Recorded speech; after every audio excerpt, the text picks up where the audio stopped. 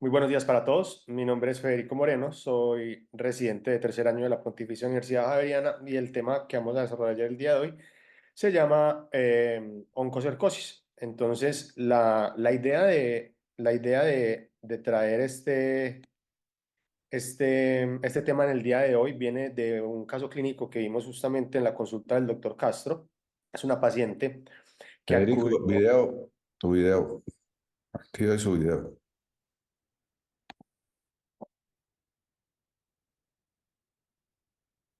Sí, doctor, pero está activado, ¿no me ven?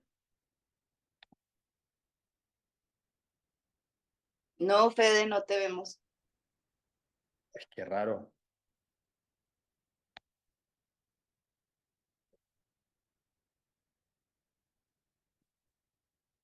porque acá lo tengo. Porque aquí lo tengo, está activado aquí en mi barra. No sé qué pasará, Se ve oscuro. Cuando lo activas, se ve oscuro. O sea, se quita la foto y se ve oscuro. pero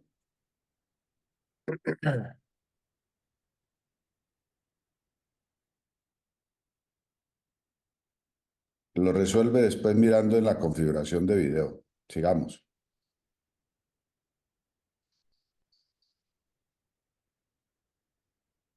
listo, listo, doctor, qué pena ahí con eso. Entonces,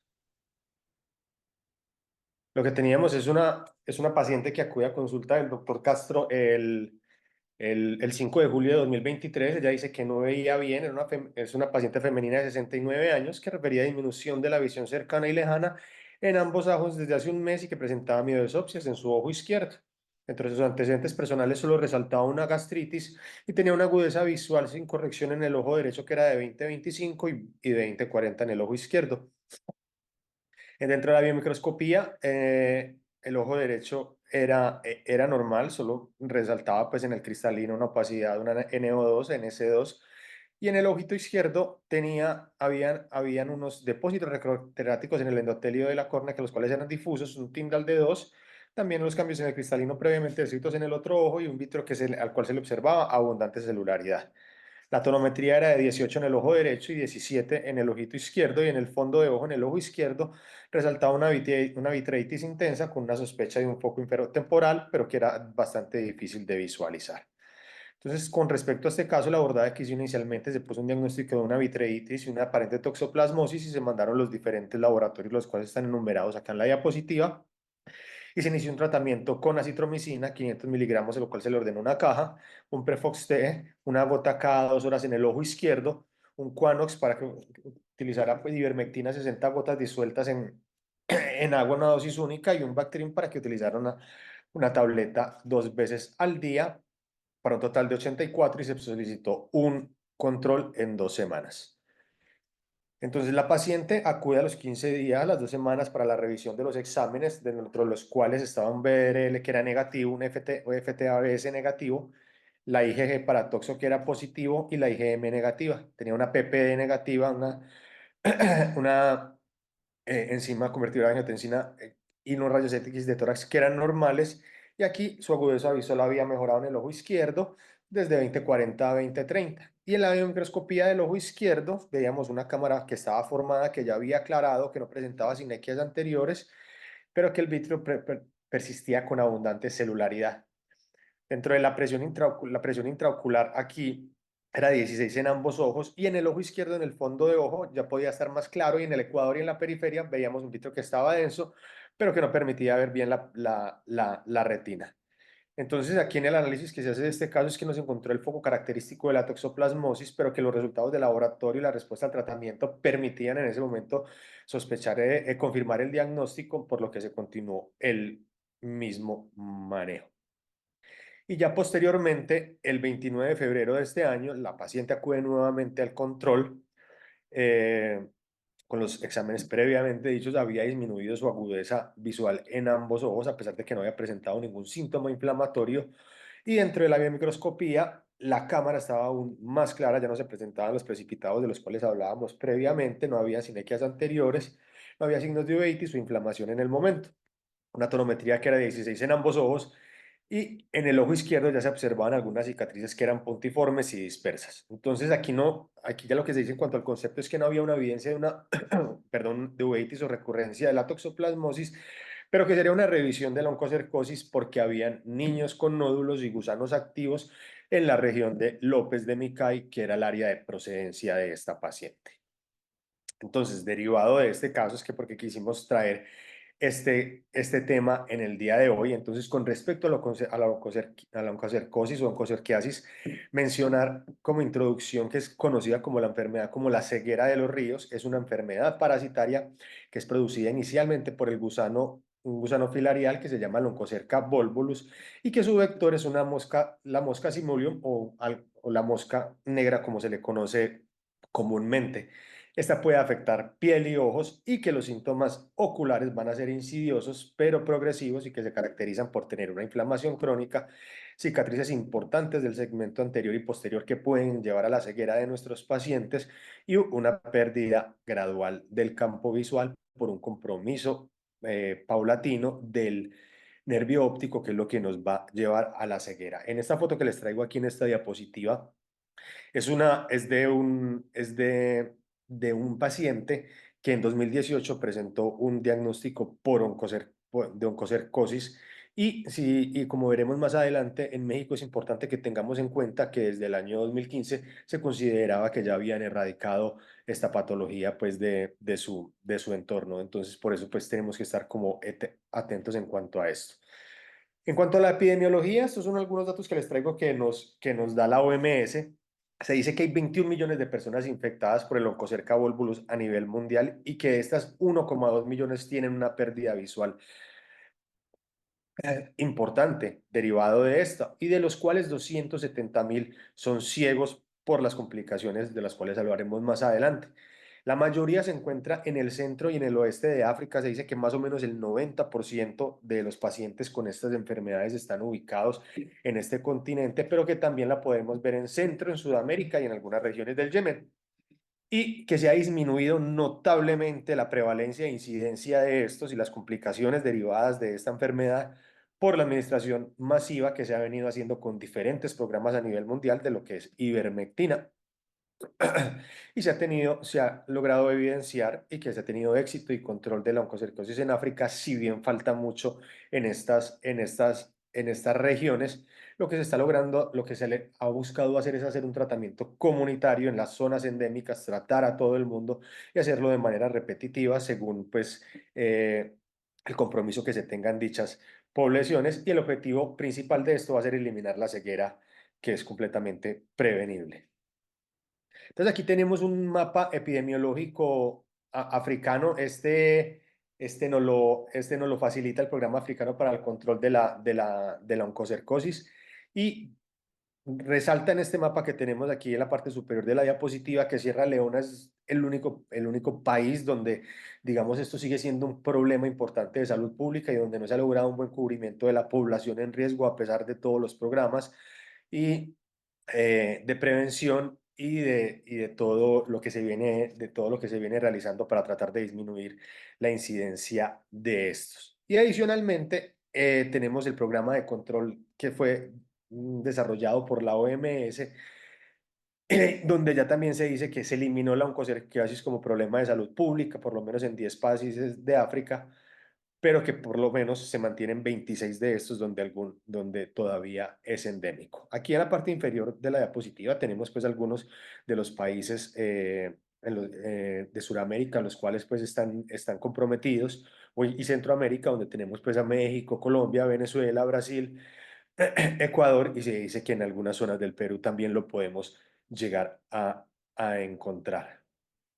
Entonces, ¿qué pasa en estas zonas endémicas? Que tenemos consecuencias sociales para el individuo que sufre esta enfermedad y el cual no es tratado, y que tenemos pues unos costos muy altos desde el punto de vista salud por todas las complicaciones, cirugías y todo lo que se va a tener que derivar de esto. Entonces, las personas, principalmente los varones en la edad reproductiva, van a ser los que van a estar afectados principalmente por esta enfermedad y se caracterizan por tener infecciones repetitivas de estas, que es cuando se van a presentar los síntomas y generalmente cuando ya han pasado varios años. Entonces, estos pacientes van a tener pérdida visual que nos va a llevar a que se dé una alteración en su productividad, en la participación en la comunidad, lógicamente porque no pueden ver, y esto reduce notablemente la esperanza de vida y la mayoría de estos pacientes va a morir en los siguientes 10 años.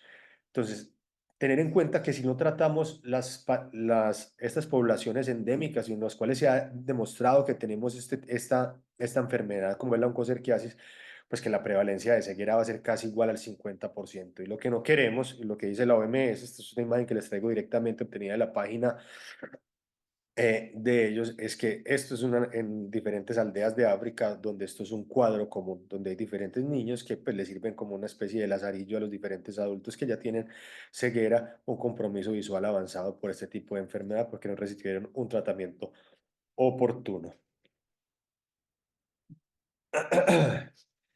La OPS también pues tiene diferentes directrices en su página y y diferentes datos con respecto a la oncocercosis. Nos dice que es endémica en África y que tenemos 13 focos aún en 6 países de Centro y Suramérica, de los cuales habíamos mencionado pues previamente.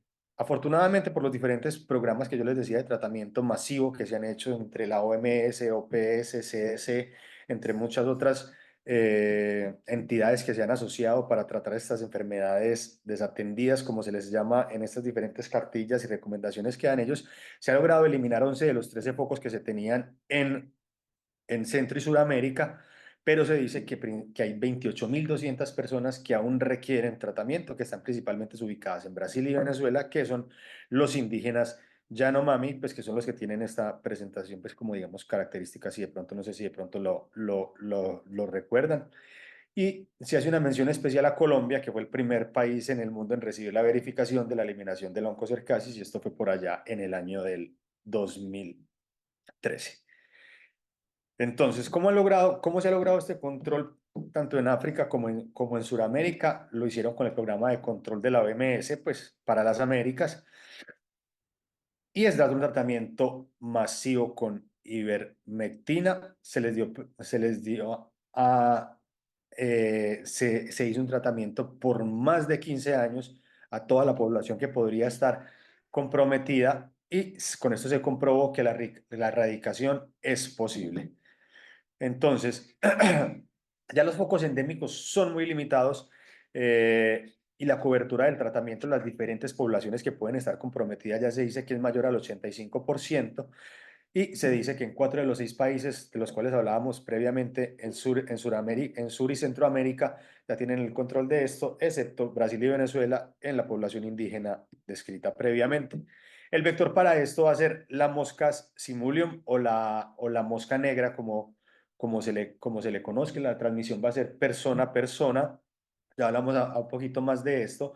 Y lo que hace la hembra es que pone unos huevos en la roca, en rocas y vegetación, principalmente en ríos de corrientes muy rápidas, porque en estas corrientes en estas corrientes rápidas hay una oxigenación mayor del agua, que es lo que necesitan estos huevos para poder crecer.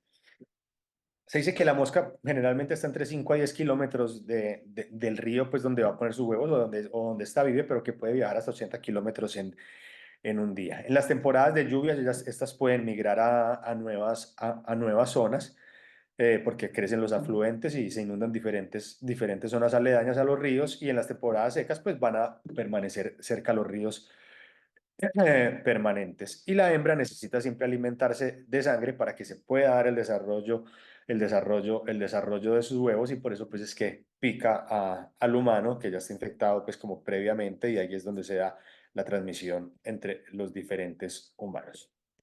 Entonces, entre el ciclo de vida vamos a tener dos partes. Tenemos la fase en la mosca, pues que donde una mosca inicialmente infectada toma sangre pues, de quien será el huésped. En el intestino de esta, las microfilarias, es decir, los gusanos se desarrollan hasta que se convierten en larvas infecciosas. Eh, esto del E1 y el E3 son las diferentes pues como fases de crecimiento que tienen estos. Esto es importante por algún medicamento nuevo que se está probando para tratar esta enfermedad, del cual hablaremos más adelante. Y después lo que pasa es que pues alguna otra mosca negra que queda infectada y entonces pues que pica a esta persona que ya estaba previamente, que tenía pues como los gusanos, entonces toma pues de aquí, de la sangre de este huésped los gusanos y pues continúa el ciclo de esto.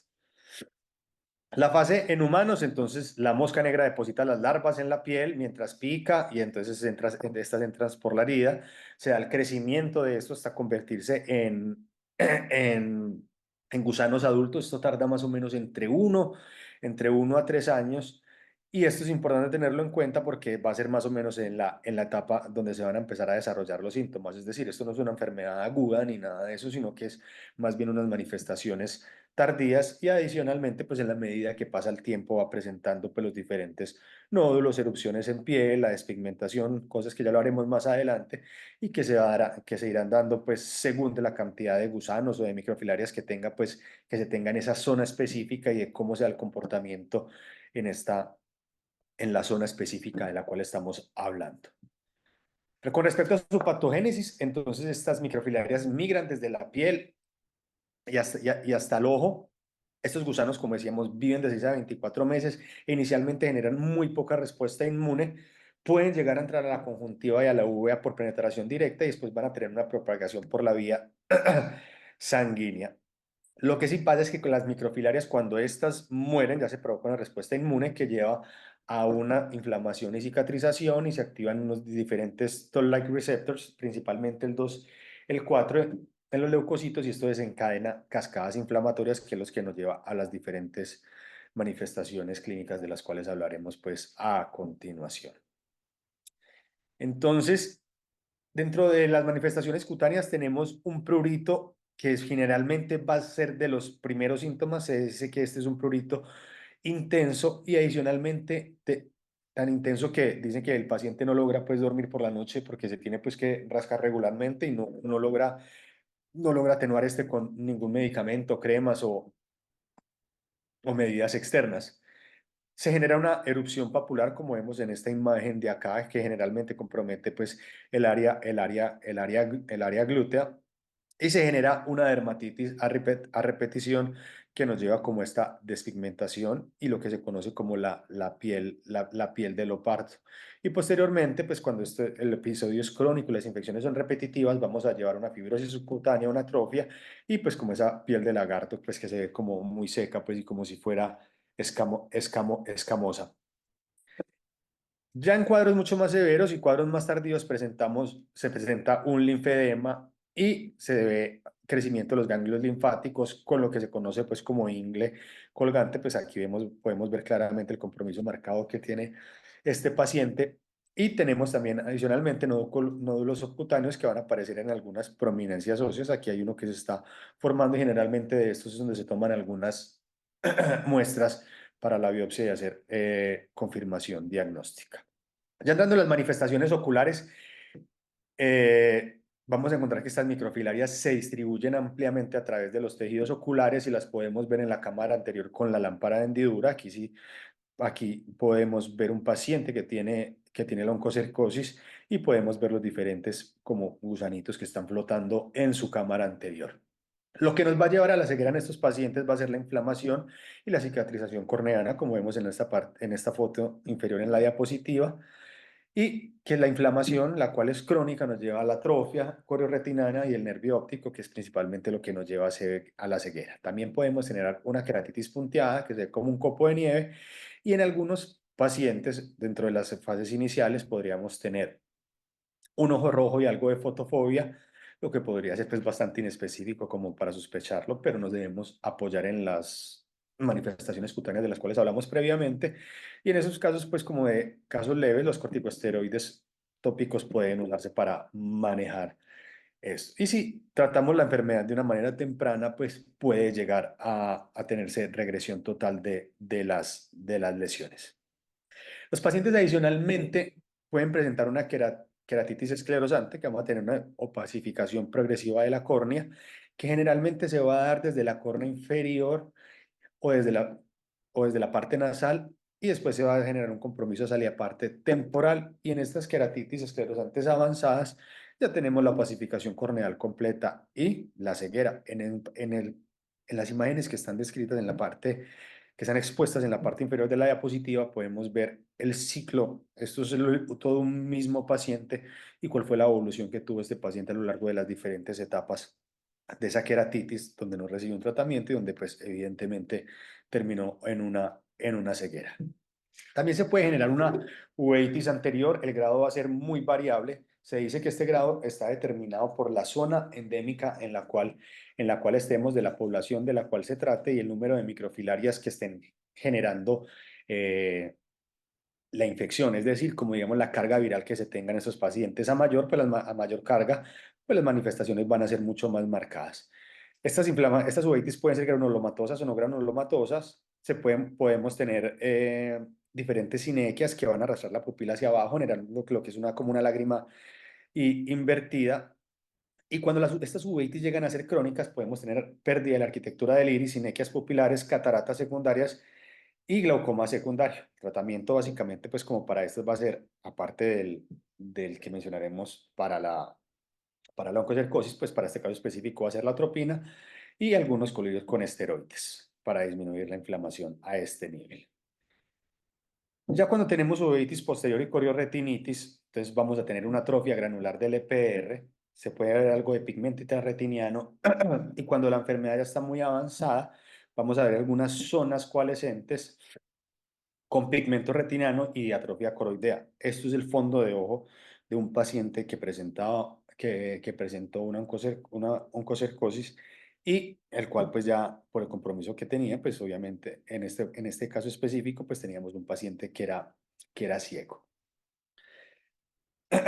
Y es muy importante que tengamos en cuenta que los cambios atróficos son los que predominan principalmente en retina en este tipo de pacientes. En cuanto a la neuritis y la atrofia óptica, la atrofia retiniana es extensa, como lo veíamos en la foto que mirábamos previamente, y los defectos del campo visual van a ser progresivos hasta que llegan a un compromiso total de la visión. Se genera un compromiso que viene generalmente desde la periferia, se va como tunelizando la visión hasta que sea un compromiso total de este. Y cuando tenemos una atrofia del nervio óptico, es decir, cuando este ya está completamente pálido, cuando está blanco, ya no hay tratamiento con el cual podamos hacer una regresión de este y el compromiso visual que se tenga, así quedará ese paciente.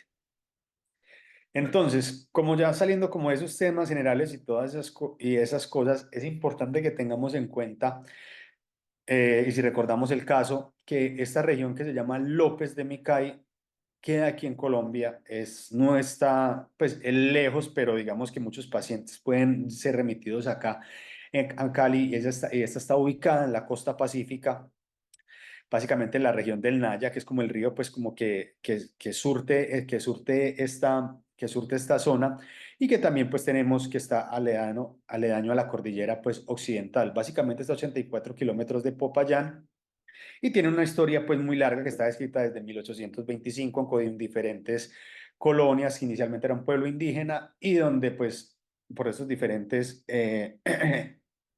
por estos diferentes procesos de colonización, pues la población indígena fue disminuyendo gradualmente y se trajeron pues muchos esclavos como para trabajar en esta zona, principalmente del África, y se dice que probablemente allí fue donde alguno de ellos trajo la oncocerciasis a nuestro país.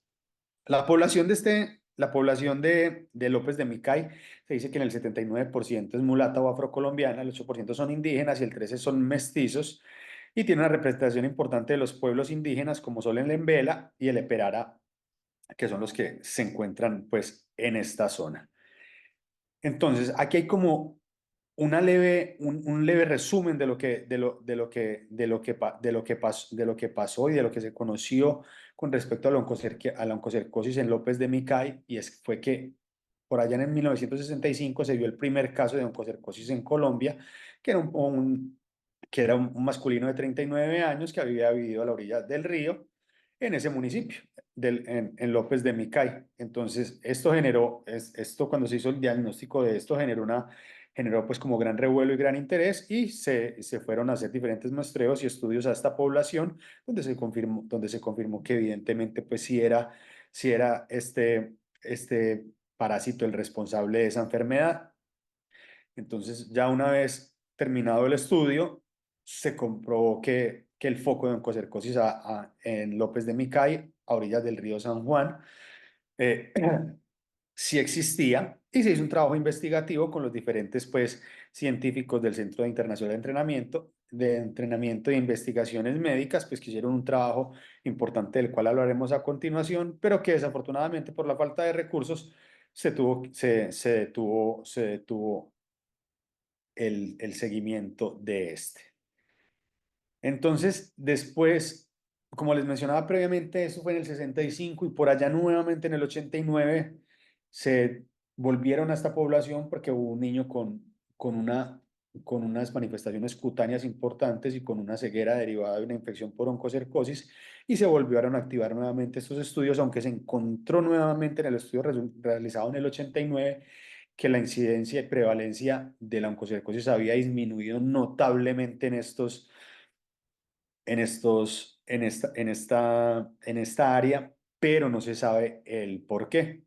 Y ya, pues, cuando se comprobó que este foco estaba aún activo, pues se idearon se empezaron a trabajar en los diferentes programas para tratar la oncocercosis en las Américas y pues inició nuevamente pues el trabajo de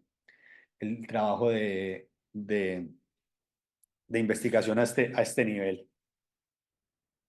Y lo que se hizo con el trabajo del 89 fue que se determinó que este foco no estaba el foco infeccioso no estaba tan localizado en López, sino en Naiciona, que es una población que está río arriba, poco más, se dice que más o menos unos 84 kilómetros más arriba de donde se pensaba que era el foco principal que se había presentado inicialmente, pero pues que toda esta población sí está en riesgo. Y ya pues con el tiempo se logró desarrollar un programa exitoso con el cual pues el esfuerzo de diferentes organismos, desde el Ministerio de Salud y diferentes empresas, pues se logró la erradicación de esta, como les decía, en 2013. Colombia lo certificó, lo solicitó en 2011, esto fue confirmado en el 2013 y fuimos el primer país pues que logró anular la ceguera de los ríos como se conoce esta enfermedad. Entonces, del trabajo que les mencionaba inicialmente, aquí les traigo pues como la foto del artículo original que se llamaba Oncocercosis en Colombia, los hallazgos oculares en el primer foco observado, y estaba el doctor López Villegas, que es el que está aquí en la foto y que está acompañado por el doctor Little y el doctor Allen, que no está ubicado en esta foto, pero ellos en 1965 fueron los que se trasladaron a esta zona en López de Micay, se fueron desde Buenaventura en lancha río arriba buscando cuáles podrían ser los principales focos hasta que lo encontraron pues en esta zona. Esto lo hicieron solo con una planta eléctrica para que les diera energía para usar una lámpara de hendidura, revisar los diferentes pacientes que se iban a tratar y un oftalmoscopio indirecto para mirar el fondo de ojo de los pacientes que podrían estar comprometidos.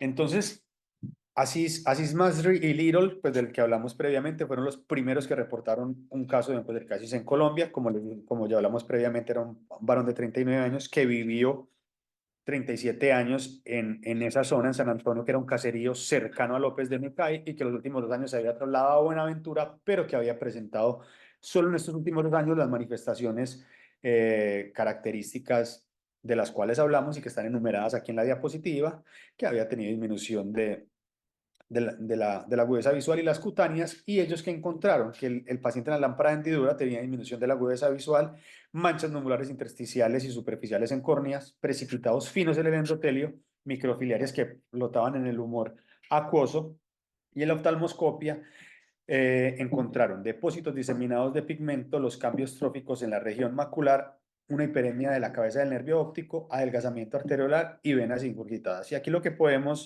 aquí a quienes podemos ver, pues son estos dos individuos que fueron quienes lo reportaron, quienes están mirando pues como en el microscopio las microfiliarias y donde nos están haciendo la confirmación de ese primer caso del cual hablábamos en nuestro país. Entonces, ellos lo que evaluaron fueron 292 personas, de las cuales 268 eran de raza negra, 16 blancas y 8 mestizas, y se buscaron básicamente individuos con síntomas sugestivos amplios y que podían, de una manera amplia, pero que pudieran llevar a pensar en una oncocercosis. Entonces se buscó básicamente desde los oculares pacientes que presentaran prurito hasta disminución de la agudeza visual y también las diferentes, pues, los diferentes estadios de las manifestaciones dermatológicas. Y todos fueron examinados con una lámpara de hendidura y un oftalmoscopio indirecto. Entonces, aquí vemos algo de los resultados que tuvieron en este estudio de los pacientes evaluados. Se encontró una infección por oncocerca en 44 individuos, 22 hombres y 22 mujeres, y todos excepto uno, fueron de raza negra. Entonces aquí tenemos los diferentes cuadros que ellos nos exponen en el artículo de pacientes con las lesiones oculares y aquí eran habitantes del área de López de Micay. Entonces aquí tenemos los resultados de los exámenes. En pacientes con oncocercosis, el número que tuvieron lesiones oculares fueron 15 y sin lesiones oculares fueron 29 para el total del 44 que hablábamos previamente. Y acá, en el cuadro número 2, tenemos las manifestaciones o lo que vieron ellos de los diferentes hallazgos que tuvieron parasitológicos en los 44 casos. Entonces, que tuvieran las microfilarias en biopsias cutáneas fueron 40 pacientes, que tuvieran oncocercomas, 10 de ellos, microfilarias en la cámara anterior del ojo 5, microfilarias en piel y microfilarias en piel solamente, y fueron 29 y los oncocercomas solamente fueron 3, entonces pues como estaba muy bien estructurado. Y acá, en este cuadro 3 y 4 tenemos las lesiones oculares las lesiones oculares de los 44 casos de oncocercosis, entonces estos son como las cosas asociadas que ellos presentaban, donde la queratitis punteada se vio en uno, la queratitis esclerosante, la que hablamos previamente, en 4, la uveitis anterior activa en 2 pacientes y la ceguera no derivada de trauma se vio en 3 pacientes y las microfilarias en cámara anterior en 5 en pacientes probables. Dentro de los posibles, pues descartó la atrofia óptica posneurítica que se vio en 3 pacientes y algunos que se han mencionados como coincidenciales, pues que tenían algo como conjuntivitis en 3 pacientes, la atrofia óptica granulomatosa, que también se vio en 3. Y estos son pues las lesiones oculares que se vieron en las personas sin oncocercasis, que también pues podría estar un poco relacionado, que podría ser similar a lo que presentábamos en el otro cuadro, pero pues que se vean en un porcentaje mucho, mucho mayor. Entonces ya como para que nos traslademos como un poquito más a nuestra época, traigo este artículo que fue presentado en el Diagnostics y entonces nos habla de algunos casos donde se presumía que teníamos pacientes con oncocerciasis y que habían venido a Norteamérica, a Europa o al medio o de Middle East, pero ellos eran pacientes que habían migrado generalmente pues como de Sierra Leona y de zonas endémicas. Entonces lo que ellos nos muestran en este artículo es como los hallazgos que tienen, que pues que si miramos se parecen un poco a lo que veíamos previamente, que fue reportado por López Villegas en el 65, donde también encontraron, por ejemplo, cataratas como complicaciones, en el vitrio se vieron las microfilarias y también pues en conjuntiva o en, o en esclera y también pues corioretinitis, la atrofia peripapilar, es decir, que si bien ha pasado pues muchos años y todo, pues digamos básicamente las manifestaciones podrían llegar a seguir siendo las mismas en estos pacientes. Y ellos cómo cuantificaron esto, entonces lo que hicieron fue evaluar diferentes casos, básicamente fueron 4 casos que tenían el diagnóstico confirmado de la oncocercosis y lo que encontraron ellos por ejemplo, en estos casos eran tractos subretinianos de las microfiliarias que se habían desplazado por las diferentes estructuras del ojo, que es lo que está enumerado pues aquí con las flechas en este caso específico y también en esta angiografía pues como fluoresceínica se ven como estos diferentes, adyacente a los puntos azules, se ve como esas zonas como un poco más pálidas o más oscuras más bien, que son que eran descritos como los tractos subretinianos por los cuales habían pasado las microfiliares. Se hizo un seguimiento de estos pacientes desde 2008 hasta 2018 y en ellos se evidenció una atrofia peripapilar, la cual era progresiva a pesar de que se lograra un tratamiento oportuno de esta y que obviamente pues llevaba una alteración de, visual con el tiempo.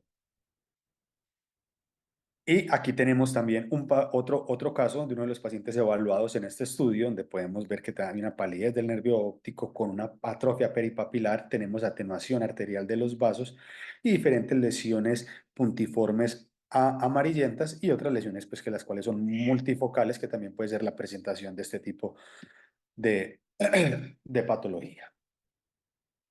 Y este es otro caso evaluado, de los cuales tomaron pues ellos como dentro de la muestra, donde podemos ver desde pequeñas lesiones hasta grandes lesiones pues geográficas y generalmente grandes lesiones geográficas que podemos ver que aquí está temporal la fobia en el ojo derecho y que es superior a la fobia en el ojo izquierdo. El diagnóstico, pues se dice que los signos clínicos van a ser suficientes, pues dentro de los diferentes signos que ya teníamos descritos, y los cambios, bien sean pues en piel, más los cambios oculares característicos, harían la confirmación del diagnóstico, pero digamos como que el gol estándar, por decirlo así, sería la biopsia de piel, que generalmente se saca con un punzón o con algo de sacabocado, pues de los nódulos que se presentan principalmente superiores a las crestas ilíacas o que se dan en cuello, escápula o en el cuero cabelludo. Aquí tenemos pues en un paciente en el cual se confirmó la oncocerciasis, pues podemos ver una hembra adulta, pues esto es un corte de lo que sería pues como el gusano y lo que tenemos descrito aquí pues sería como el tracto gastrointestinal y algunas otras estructuras pues del gusano como tal. El diagnóstico diferencial, pues principalmente para concentrarnos pues como en lo oftalmológico, lo primero a descartarse van a ser infecciones por otras microfiliares, es decir, otros gusanos, como la Manzonella persans, el loa loa y la Oncocerca guturosa, pero pues eso pues nos vamos a ubicar más en las zonas endémicas pues que tengan presencia pues de estos que generalmente se van a conocer, no son muy comunes en nuestro medio. Y en cuanto a las lesiones inflamatorias que implican iridociclitis, debemos pensar en sarcoidosis y otras enfermedades degenerativas de la córnea. El tratamiento, pues a nivel mundial y como les había dicho previamente, está basado en la ivermectina, que es antihelmíntico de amplio espectro. Ha demostrado ser exitoso para la enfermedad. Lo que hace es que se une a los canales de calcio, causa hiperpolarización de las células nerviosas y musculares. Esto lleva a que el parásito pues se paralice y lo lleva a la muerte, pero esto no logra matar el gusano adulto. Entonces, por eso es importante que los pacientes se sigan tratando por un largo tiempo y sobre todo que toda la comunidad sea tratada para que se logre los controles específicos de estos focos como se ha hecho en nuestro país y como se está logrando pues básicamente en Sudamérica y Centroamérica. Y por eso se hace esta administración de ivermectina cada 6 o 12 meses en las poblaciones las cuales están en riesgo para tratar de disminuir pues como las cargas virales y las infecciones en esto. Entonces, esta marca específica que se llama Mectizan, eso es de Merck y ellos fueron los que empezaron un programa para donar este tratamiento, pues en alianza, como les mencionaba previamente, con la OMS y OPS, a las diferentes zonas las cuales están comprometidas. Y se dice que ellos para 2023 y desde 1989 han despachado más de 13 billones de tabletas de Mectizan y que 5.5 billones de tratamientos con Mectizan fueron aprobados desde el año 88 y pues que esto es lo que ha llevado a la disminución de la incidencia y prevalencia de esta. ¿Por qué es buena la ivermectina? Porque no causa inflamaciones graves, es seguro y eficaz, casi no hay efectos secundarios y que el tratamiento está dirigido a toda la comunidad y así se disminuye la prevalencia de la infección como lo mencionábamos previamente. Entonces, lo que hacen las diferentes entes gubernamentales es hacer un mapeo epidemiológico, buscar qué poblaciones pueden estar en riesgo y atacarlo, manejar de forma masiva a toda la comunidad. Y esto es lo que se busca pues con estos programas, que el CDTI pues son las siglas de los programas de manejo masivo que se presentan, que se buscan para erradicar este tipo de enfermedades. Entonces van en busca de esas comunidades las cuales están afectadas. ¿Para qué? Para llevar a una planificación, implementación de tratamiento y hacer un seguimiento de la respuesta de este en el tiempo. Una forma fácil de, de calcular la dosis de estos pacientes es tomar básicamente pues como la altura de ellos, quitándole el 1, es decir, es un paciente de 1,72, entonces calcular que pueden ser 72 gotas las que debe recibir. Es una forma muy fácil de calcular el peso del paciente y debemos tener en cuenta que no se debe dar a menores de 5 años que pesen menos de 15 kilos o que tengan menos de 90 centímetros de altura, a las mujeres embarazadas y a mujeres que estén lactando se dice que a bebés menores de 1 mes.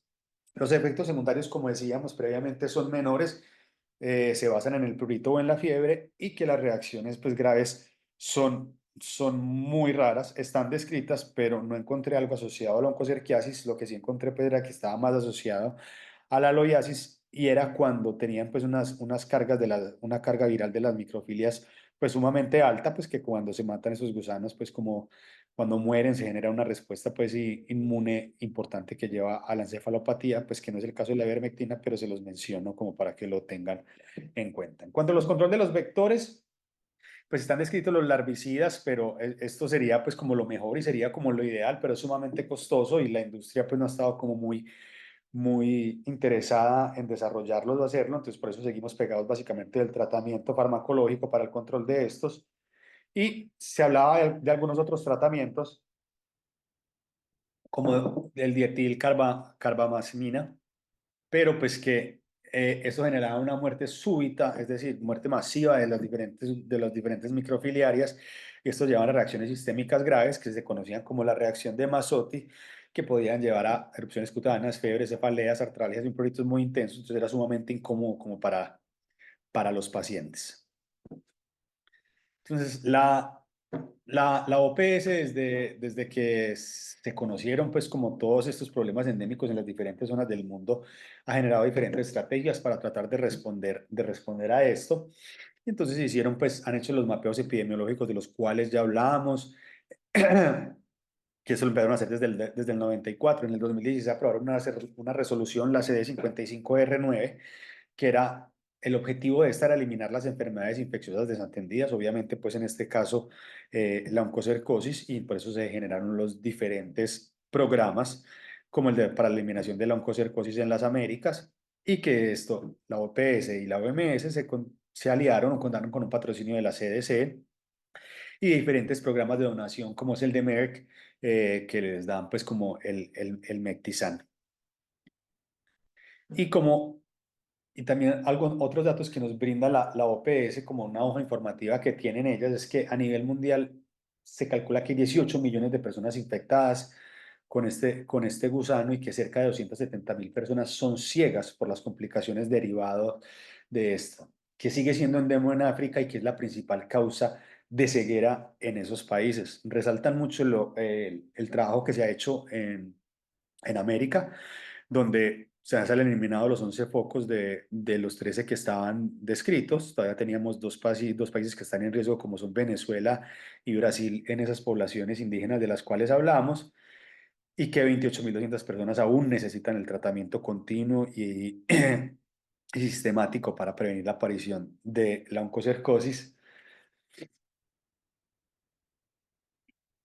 Y el trabajo que hizo Colombia, pues se ha visto como se vio recompensado o se vio reconocido por diferentes, por diferentes organismos y diferentes sociedades, pues digamos a nivel mundial. Por ejemplo, esto es en un artículo que se publicó en 2013, pues que fue cuando se le dio a Colombia, cuando la OMS pues certificó a Colombia como que ya había erradicado la oncocercosis. Entonces esto pues fue publicado y se hizo pues como un repaso de los diferentes estudios de los cuales ya hemos repasado. Esto fue en la revista de Colombia Médica, y adicionalmente esto tuvo un alcance porque tuvo un alcance donde se hicieron publicaciones inclusive en Europa y en el mismo África, en el continente africano, donde ellos resaltaban el trabajo que se había hecho acá y que sí se lograba hacer. Pues si bien está mal escrito pues Colombia, pero se hacían mención pues a nuestro país y al trabajo que se había venido realizando y de la manera en que se había hecho y cómo se logró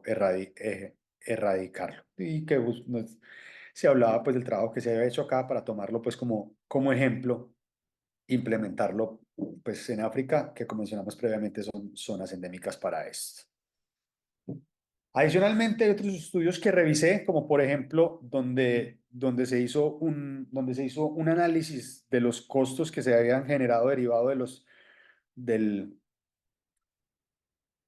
o el impacto, el impacto en salud que tenían el tratamiento preventivo del tracoma o de la oncocercosis, y lo que vimos, lo que se vio es que definitivamente, pues el gasto en salud, si bien era importante desde el punto de vista de la administración de medicamentos para poblaciones tan grandes, pues que era menor a lo que se proyectaba que se podría gastar derivado de las diferentes cirugías, tratamientos y el manejo de diferentes exámenes o diferentes complicaciones de este tipo de enfermedades.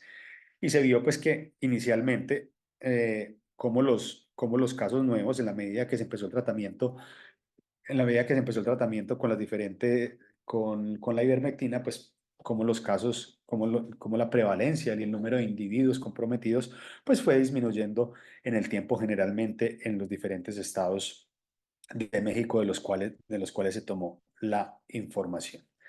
Y adicionalmente, pues como lo último, algo como interesante que encontré fue este artículo que estaba publicado en, de 2018, donde se evalúan nuevos fármacos que pueden ser útiles en el manejo de la oncocercosis.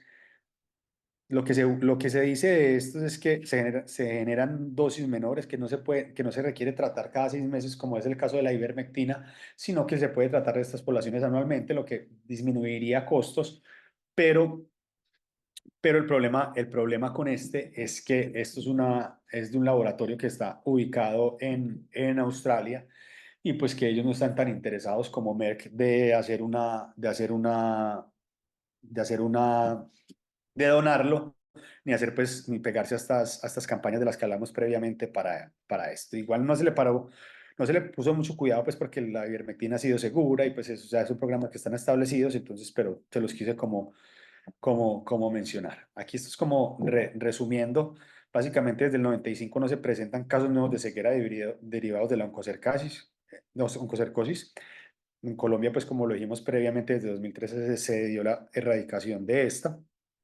Y esto pues fue cuando la OMS le reconoció pues, al gobierno nacional el trabajo que se había hecho, y fue seguido posteriormente por Ecuador en 2014, México en 2015 y Guatemala en 2016, pero como les dije previamente, aparentemente en 2018 hubo un nuevo brote en México, entonces esto está ahí como en tela de juicio. Que no olvidemos las zonas amazónicas con los indígenas Yanomamis, que son los que siguen con enfermedades activas y que pueden estar comprometidos, y que las 28.200 personas aún pueden llegar a requerir un tratamiento con ivermectina. Y muchas gracias, eso era lo que tenía para ustedes en el día de hoy. Bueno, muchas gracias, Federico. A ver el cuento de la vista aquí. Sí.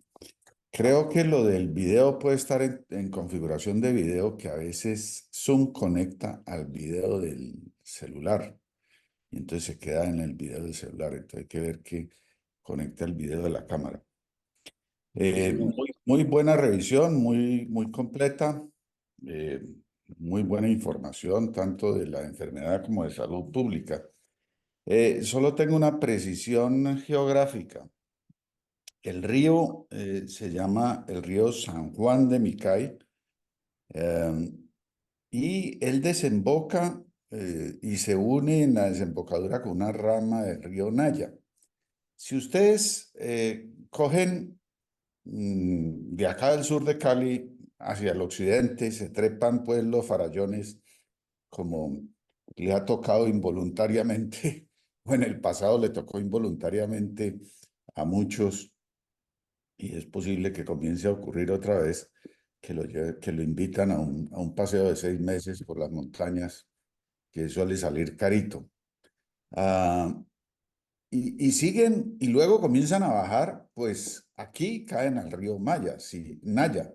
Si fuéramos suizos, pues tendríamos un túnel y llegaríamos a Merizalde, que es ya casi en la costa, en 10 o 15 minutos. Entonces, pues uno dice pues es lejos porque no tenemos nada, pero en realidad eso está aquí relativamente cerca. Y si cogen de Popayán y hacen el mismo chiste, caen al San Juan de Micay. Y más o menos en la mitad del camino de San Juan de Micay está López de Micay. En todos esos ríos, pues hay pequeños pueblos y poblaciones, ya no quedan casi de indios, casi todas son de negros.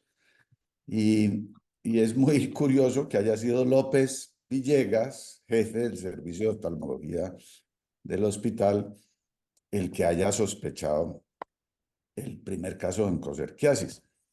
Eh, y esa es la razón por la que yo le dije a Federico, preséntelo, porque la señora era una señora de muy buen nivel educacional. Y cuando yo le mencioné la posibilidad de oncocerca, sabía de oncocerciasis, sabía de la campaña, sabía de los diagnósticos, de los tratamientos. Y nos dijo que ella veía niños con nodulitos en los hombros y en la nuca y que ella creía que de pronto pudiera haber vuelto la oncocerciasis. Entonces, yo no sé, yo desconfío un poco de estos bombos de triunfos de que erradicada la oncocerciasis de Colombia, pues ustedes ven la geografía, métanse en Google Maps, vean la geografía del río y del Naya y del que sigue y el que está más arriba y más abajo, y pues en esencia es la misma geografía. Y entonces suponer que la mosca está solo en un río, solo en un sector, pues es un poquito forzado, ¿sí? Y que por lo tanto la erradicamos y la acabamos, pues sí, para efectos prácticos y de salud pública, pero es muy posible que siga habiendo Simulium volando por allí y es posible que que haya podido quedar alguien con la infección, entonces, pues, o que vuelva a aparecer la infección. Entonces, ese era el propósito de la charla, abrirles la mente a que pensemos, aunque esta señora definitivamente no parece o no creo que haya resultado ser oncocerciasis. Claro que le dimos escopetazo también. Le dimos ivermectina por si las moscas. Eh, pues tengan la mente abierta, porque esta es una enfermedad que se encontró y se describió y se trató aquí gracias a que había un oftalmólogo que tuvo la mente abierta y pensó en ella. Y no solo pensó en ella, sino que se fue para allá, para López, y hizo toda la investigación y luego montaron toda la campaña. ¿Y por qué pensamos en parásitos cuando vemos una uveitis o coroiditis unilateral?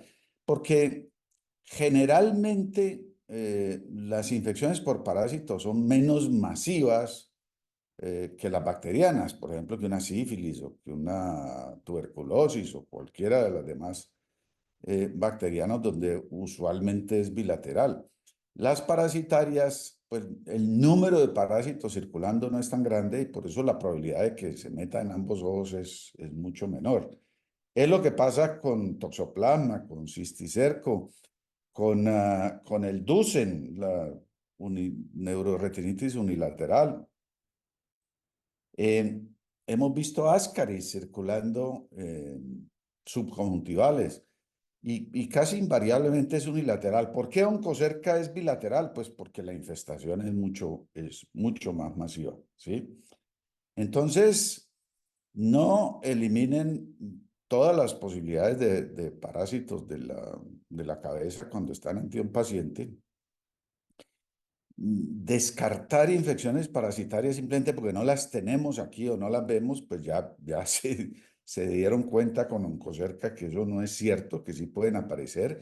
Hoy en día, con la cantidad de interconexiones mundiales, pues uno tiene que estar listo para ver cualquier cosa. Por ejemplo, en Estados Unidos está el Lyme, que no es transmitida pues por una pulga, y ahora hay un pico altísimo de Lyme. Y aquí no vemos Lyme, porque aquí no tenemos bosques pues con, con estos, se me fue el nombre del animal, los bambis pues que nos transmitan la infección por la picadura de pulga. Son los venados, ¿cierto? Los venados, sí. Tenemos muchos otros parásitos que afectan los ojos, pues ustedes saben de la acantomeba en las queratitis, los demodex en los párpados, los nuches en los párpados, no es un hallazgo tan raro aquí, se ve bastante. Y descrito en otras partes, pues ya hay otro oncocerca, que es la loaloa, que aquí no se ha descrito, transmitido por el Chrysops, que es el tábano. Está el Nastosoma. Y si ustedes se meten a un libro de parasitología, la cantidad de parásitos que hay descritos que han afectado el ojo es larguísima, es una lista, es decir, es casi toda la parasitología que ustedes saben que es sumamente extensa. Entonces mi llamado y la razón para que hiciéramos esta charla es para que abran la mente y piensen en la posibilidad diagnóstica de parásitos y específicamente oncocerca cuando el paciente venga de la región del Pacífico. No eliminen diagnósticos por razones geográficas, piensen, no es desde luego la primera posibilidad diagnóstica, para nosotros la primera posibilidad diagnóstica sí era toxoplasma, pero tenerlo en mente y de pronto, si uno no tiene mucha capacidad para hacer estudios y análisis, pues el escopetazo de ivermectina suele ser bastante efectivo. No sé si haya preguntas para Federico o comentarios, de pronto alguien que haya tenido sospechas de este mismo orden o haya tenido alguna experiencia o haya pensado en algo de este orden, haya visto algún parásito raro. Yo les comentaba que con Pilar una vez vimos un Ascaris subconjuntival, pero impresionante por el tamañazo, moviéndose en un niñito. Salimos corriendo a coger anestesia para aplicarle anestesia y paralizarlo y se nos voló. Y nunca le pasó nada al niñito, no sabemos. Le hicimos resonancias, se le hizo seguimiento.